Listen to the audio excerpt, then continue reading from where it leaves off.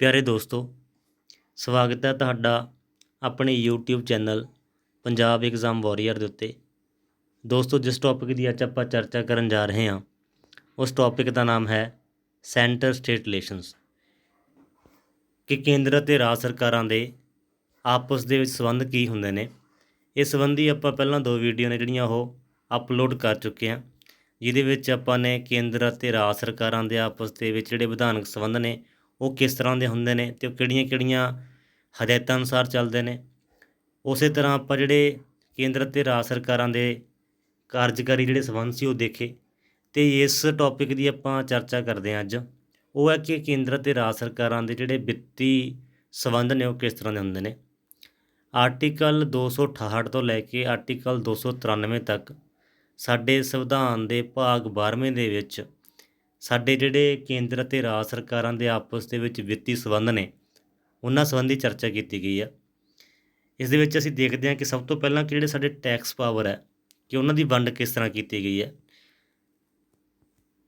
ਆਪਾਂ ਨੇ ਜਦੋਂ ਫੈਡਰਲ ਸਟਰਕਚਰ ਦੀ ਗੱਲ ਕੀਤੀ ਤਾਂ ਆਪਾਂ ਦੇਖਿਆ ਸੀਗਾ ਕਿ 2 ਕਰੈਕਟਰਾਂ ਦਾ ਹੋਣਾ ਬਹੁਤ ਲਾਜ਼ਮੀ ਹੈ।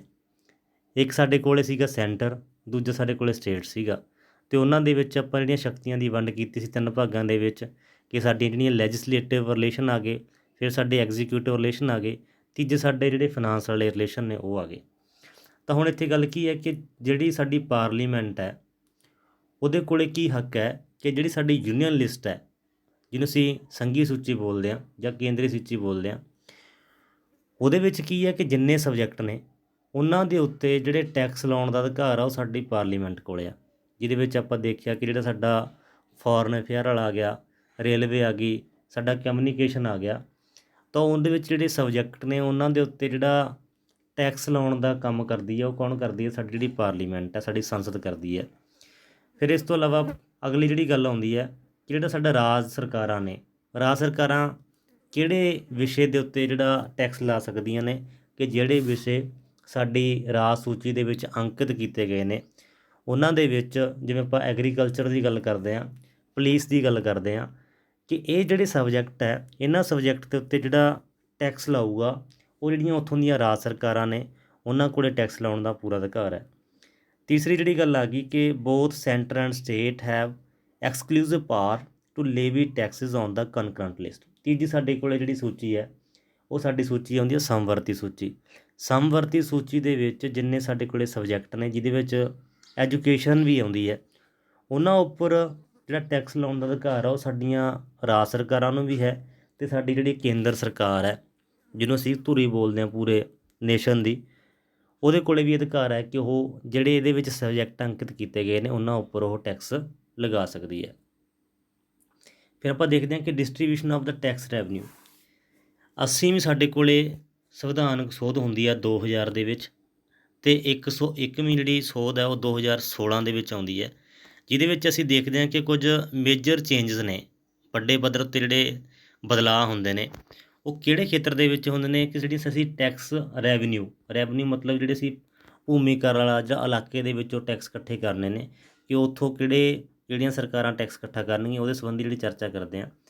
ਪਹਿਲੀ ਗੱਲ ਇਹ ਆਉਂਦੀ ਹੈ ਇਹਦੇ ਵਿੱਚ ਕਿ ਆਰਟੀਕਲ 268 ਇਹ ਗੱਲ ਕਹਿੰਦਾ ਹੈ ਕਿ ਜਿਹੜੇ ਟੈਕਸ ਨੇ ਉਹਨਾਂ ਨੂੰ ਸੈਂਟਰ ਲੇਵੀ ਕਰੂਗਾ, ਕਲੈਕਟ ਵੀ ਉਹਨਾਂ ਨੂੰ ਸੈਂਟਰ ਕਰੂਗਾ, ਪਰ ਉਹ ਵਰਤੋਂ ਦੇ ਵਿੱਚ ਕਿਹਦੇ ਆਉਣਗੇ? ਉਹ ਰਾਜ ਸਰਕਾਰਾਂ ਦੇ ਆਉਣਗੇ।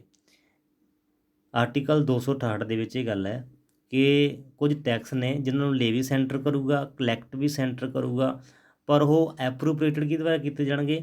ਸਟੇਟਸ ਦੁਆਰਾ ਕੀਤੇ ਜਾਣਗੇ। ਨੈਕਸਟ ਸਾਡੇ ਕੋਲ ਆਉਂਦਾ ਹੈ ਆਰਟੀਕਲ 269 ਦੇ ਅਧੀਨ। 269 ਦੇ ਅਧੀਨ ਕੀ ਹੈ ਕਿ ਜਿਹੜੇ ਟੈਕਸ ਨੇ ਉਹਨਾਂ ਨੂੰ ਲੇਵੀ ਕੌਣ ਕਰੂਗਾ? ਸੈਂਟਰ ਕਰੂਗਾ, ਕਲੈਕਟ ਵੀ ਸੈਂਟਰ ਕਰੂਗਾ, ਪਰੰਤੂ ਉਹਨਾਂ ਨੂੰ ਅਸਾਈਨ ਕੌਣ ਕਰੂਗਾ? ਉਹ ਜਿਹੜੀਆਂ ਸਾਡੀਆਂ ਰਾਜ ਸਰਕਾਰਾਂ ਹੋਣਗੀਆਂ ਉਹ ਕਰਨਗੀਆਂ। ਸੀ ਭਾਗ ਸਾਡੇ ਕੋਲੇ ਹੈ ਕਿ levy and collection of the goods and services Texas in course of inter state trade ਔਰ ਕਮਰਸ। ਆਰਟੀਕਲ 269 ਦੇ ਵਿੱਚ ਇਹ ਹੈ ਕਿ ਕੁਝ ਟੈਕਸ ਨੇ ਜਿਹੜੇ ਅਸੀਂ ਗੁਡਸ ਦੇ ਉੱਤੇ ਲੱਗਦੇ ਨੇ ਜਾਂ ਸਰਵਿਸ ਟੈਕਸ ਲੱਗਦੇ ਨੇ ਜਾਂ ਸਾਡਾ ਇੰਟਰ ਸਟੇਟ ਜਿਹੜਾ ਟਰੇਡ ਚੱਲਦਾ ਉਹਦੇ ਅਧੀਨ ਚੱਲਦੇ ਨੇ, ਤਾਂ ਉਹ ਟੈਕਸ ਇਕੱਠੇ ਕਰਨ ਦਾ ਅਧਿਕਾਰ ਆਰਟੀਕਲ 270 ਦੇ ਵਿੱਚ ਹੈ। ਆਪਾਂ ਜਿਹੜਾ 268 ਦੀ ਗੱਲ ਕੀਤੀ ਕਿ ਜਿਹੜੇ ਟੈਕਸ ਨੇ ਸੈਂਟਰ ਲੇਵੀ ਕਰੂਗਾ, ਕਲੈਕਟ ਵੀ ਕਰੂਗਾ, ਅਤੇ ਸਟੇਟਸ ਦੁਆਰਾ ਕੀ ਕੀਤੇ ਜਾਣਗੇ? ਉਹ ਐਪਰੋਪ੍ਰੀਏਟ ਕੀਤੇ ਜਾਣਗੇ। ਉਹਦੇ ਵਿੱਚ ਕਿਹੜੇ ਕਿਹੜੇ ਆ ਜਾਂਦੇ ਨੇ ਮੇਨਲੀ? ਉਹਦੇ ਵਿੱਚ ਸਾਡੀ ਸਟੈਂਪ ਡਿਊਟੀਜ਼ ਨੇ, ਜਿਵੇਂ ਅਸੀਂ ਕਹਿੰਦੇ ਹਾਂ ਕਿ ਕਿਸੇ ਉੱਤੇ ਆਪਾਂ ਸਟੈਂਪ ਟਿਕਟਾਂ ਲਾਉਂਦੇ ਹਾਂ, ਉਸੇ ਤਰ੍ਹਾਂ ਚੈੱਕ ਆਉਂਦੇ ਨੇ ਜਾਂ ਪ੍ਰੋਮਿਸਰੀ ਨੋਟਸ, ਆਪਾਂ ਨੇ ਪੈਸੇ ਦਾ ਲੈਣ ਦੇਣ ਕਰਨਾ ਹੁੰਦਾ, ਲੈਣ ਦੇਣ ਤੋਂ ਬਾਅਦ ਆਪਾਂ ਪਰ ਨੋਟ ਭਰਾ ਲੈਂਦੇ ਹਾਂ, ਤਾਂ ਉਹ ਵੀ ਉਹਦੇ ਵਿੱਚ ਆਉਂਦਾ।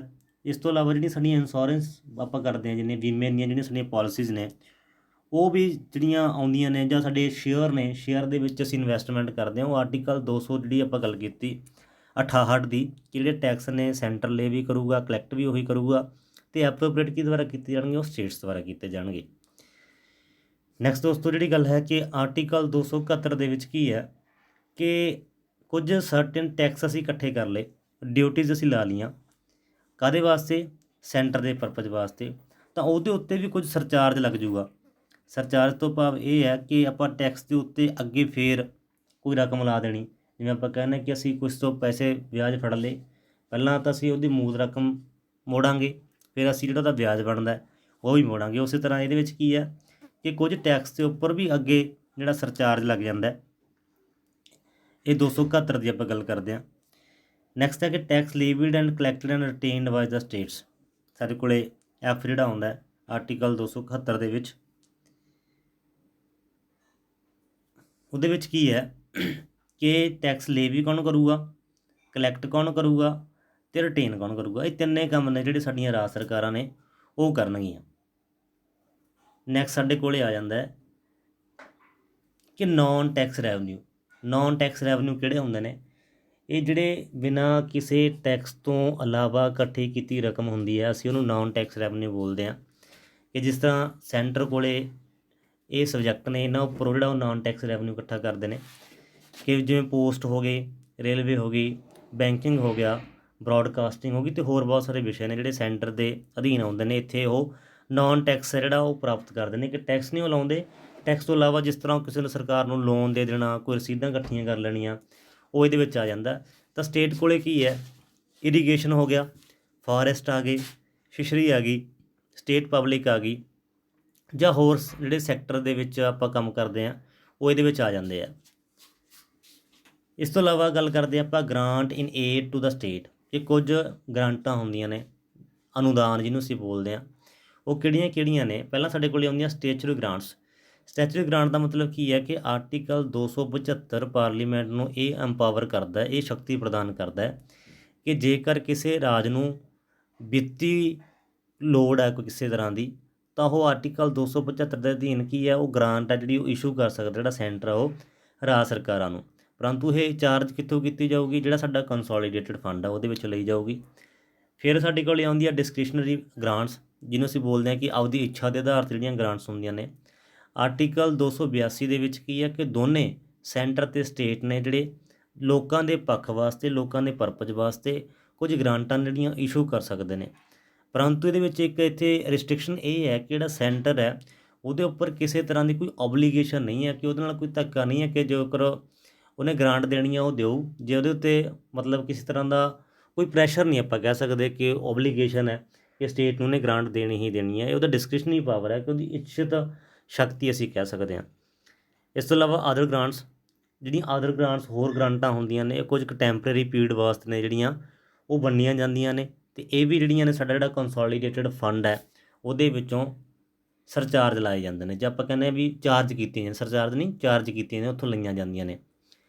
ਇਸ ਤੋਂ ਇਲਾਵਾ ਸਾਡੇ ਕੋਲ ਹੋ ਗਿਆ goods and services tax council, ਕਿ goods and services tax council ਤੋਂ ਭਾਵ ਇਹ ਹੈ ਕਿ ਇੱਕ ਇਸ ਤਰ੍ਹਾਂ ਦੀ ਕੌਂਸਲ ਹੈ ਕਿ ਜਿਹੜੀਆਂ ਸਾਡੀਆਂ ਗੁੱਡਸ ਅਸੀਂ ਇੰਪੋਰਟ ਐਕਸਪੋਰਟ ਕਰਦੇ ਹਾਂ, ਜਾਂ ਹੋਰ ਸਰਵਿਸਿਜ਼ ਨੇ, ਉਹਨਾਂ ਦੀ ਜਿਹੜੀ ਦੇਖ ਰੇਖ ਇਹ ਕਰਦੀ ਹੈ ਕਿ ਕਿਸ ਤਰ੍ਹਾਂ ਦੇ ਜਿਹੜੇ ਟੈਕਸ ਨੇ ਉਹ ਸਟੇਟ ਲਾਊਗਾ ਜਾਂ ਸੈਂਟਰ ਲਾਊਗਾ। ਫਿਰ ਸਾਡੇ ਕੋਲ ਨੈਕਸਟ ਹੈ ਕਿ ਫਾਈਨਾਂਸ ਕਮਿਸ਼ਨ। ਜਿਹੜਾ ਫਾਈਨਾਂਸ ਕਮਿਸ਼ਨ ਹੈ ਆਰਟੀਕਲ 280 ਦੇ ਵਿੱਚ ਆਉਂਦਾ। ਇਹ ਕੀ ਇੱਕ ਕੁਆਸੀ ਜੁਡੀਸ਼ੀਅਲ ਬਾਡੀ ਹੈ, ਪੂਰੀ ਜੁਡੀਸ਼ੀਅਲ ਨਹੀਂ ਅਸੀਂ ਕਹਿ ਸਕਦੇ, ਕੁਆਸੀ ਜੁਡੀਸ਼ੀਅਲ ਬਾਡੀ ਹੈ। ਇਹਦੇ ਵਿੱਚ ਕੀ ਹੁੰਦਾ, ਇਹਨੂੰ ਪ੍ਰੈਜ਼ੀਡੈਂਟ ਹੈ ਜਿਹੜਾ ਸਾਡਾ 5 ਸਾਲਾਂ ਵਾਸਤੇ ਨਿਰਧਾਰਿਤ ਕਰਦਾ। ਇਹਨਾਂ ਨੇ ਕਰਨਾ ਕੀ ਹੁੰਦਾ ਕਿ ਜਿਹੜਾ ਟੈਕਸ ਨੇ ਸੈਂਟਰ ਅਤੇ ਸਟੇਟ ਦੇ ਵਿਚਾਲੇ ਜਿਹੜੇ ਸ਼ੇਅਰ ਕੀਤੇ ਗਏ ਨੇ ਉਹਨਾਂ ਦੀ ਪ੍ਰੋਪਰ ਵੰਡ ਦੇਖਣੀ। ਇਸ ਤੋਂ ਇਲਾਵਾ ਜਿਹੜੀਆਂ ਸੈਂਟਰ ਅਤੇ ਰਾਜ ਸਰਕਾਰਾਂ ਦੇ ਵਿਚਾਲੇ ਗ੍ਰਾਂਟਾਂ ਦਾ ਸਿਸਟਮ ਹੈ ਕਿ ਉਹ ਪ੍ਰੋਪਰ ਢੰਗ ਨਾਲ ਚੱਲ ਰਿਹਾ ਉਹਦੇ ਬਾਰੇ ਦੇਖਣਾ। ਇਸ ਤਰ੍ਹਾਂ ਦੇ ਜਿਹੜੇ ਮਸਲੇ ਨੇ ਉਹ ਜਿਹੜੇ ਸਾਡਾ ਜਿਹੜਾ ਫਾਈਨਾਂਸ ਕਮਿਸ਼ਨ ਹੈ ਉਹ ਵੇਖਦਾ। ਨੈਕਸਟ ਸਾਡੇ ਕੋਲ ਇੱਕ ਪੁਆਇੰਟ ਹੈ, ਉਹ ਹੈ protection of the states interest, state interest ਤੋਂ ਭਾਵ ਇਹ ਹੈ ਕਿ ਉਹਨਾਂ ਦੀ ਪ੍ਰੋਟੈਕਸ਼ਨ ਵਾਸਤੇ ਕੁਝ ਕੀ ਕੀਤੇ ਜਾਂਦੇ ਨੇ, ਟੈਕਸ ਲਗਾਏ ਜਾਂਦੇ ਨੇ ਕਿ ਜਿਹੜੇ ਸਟੇਟ ਦੇ ਹਿੱਤ ਦੇ ਵਿੱਚ ਭੁਗਤਣ। ਜਿਵੇਂ ਆਪਾਂ ਕਹਿ ਸਕਦੇ ਹਾਂ ਇੱਥੇ ਕਿ ਕੋਈ ਐਗਰੀਕਲਚਰ ਇਨਕਮ ਦੇ ਉੱਤੇ ਟੈਕਸ ਲਗਾਉਣਾ ਉਹਨਾਂ ਨੇ, ਜਾਂ ਕੋਈ ਇਸ ਤਰ੍ਹਾਂ ਦਾ ਟੈਕਸ ਹੈ ਕਿ ਜਿਹੜਾ ਸਟੇਟ ਦੇ ਹਿੱਤ ਵਾਸਤੇ ਭੁਗਤੇ, ਜਿੱਥੋਂ ਸਟੇਟ ਨੂੰ ਜਿਹੜੀ ਹੈ ਉਹ ਆਮਦਨ ਹੋਵੇ। ਨੈਕਸਟ ਸਾਡੇ ਕੋਲ ਹੈ borrowing by the states and centre, ਕਿ ਕੁਝ ਜਿਹੜੇ ਆਪਾਂ ਕਹਿ ਸਕਦੇ ਹਾਂ ਆਧਾਰ ਨੇ ਸੈਂਟਰ ਅਤੇ ਸਟੇਟ ਦੋਨਾਂ ਦੁਆਰਾ ਹੀ ਪੂਰੇ ਭਾਰਤ ਦੇ ਵਿੱਚੋਂ ਜਾਂ ਭਾਰਤ ਤੋਂ ਬਾਹਰ ਜਿਹੜੇ ਨੇ ਉਹ ਕੋਈ ਇਨਕਮ ਹੈ ਜਿਹੜੀ ਆਪਾਂ ਕਹਿ ਸਕਦੇ ਹਾਂ ਰਾਸ਼ੀ ਆ ਪ੍ਰਾਪਤ ਕੀਤੀ ਜਾ ਸਕਦੀ ਹੈ। ਪਰੰਤੂ ਉੱਥੇ ਕੀ ਕਰਨਾ ਪਊਗਾ, ਜਿਹੜੀ ਸਾਡਾ ਆਪਾਂ ਕਹਿੰਦੇ ਹਾਂ ਕਿ ਕੰਸੋਲੀਡੇਟਡ ਫੰਡ ਹੈ ਉਹਦੀ ਉਹਨਾਂ ਨੂੰ ਗਰੰਟੀ ਦੇਣੀ ਪਊਗੀ ਕਿ ਜੇਕਰ ਅਸੀਂ ਮੁੱਕਰਦੇ ਹਾਂ ਜਿਹੜਾ ਸਾਡਾ ਖਰਚਾ ਹੈਗਾ ਉਹ ਸਾਡੇ ਕੰਸੋਲੀਡੇਟਡ ਫੰਡ ਦੇ ਵਿੱਚੋਂ ਕੱਟਿਆ ਜਾਊਗਾ।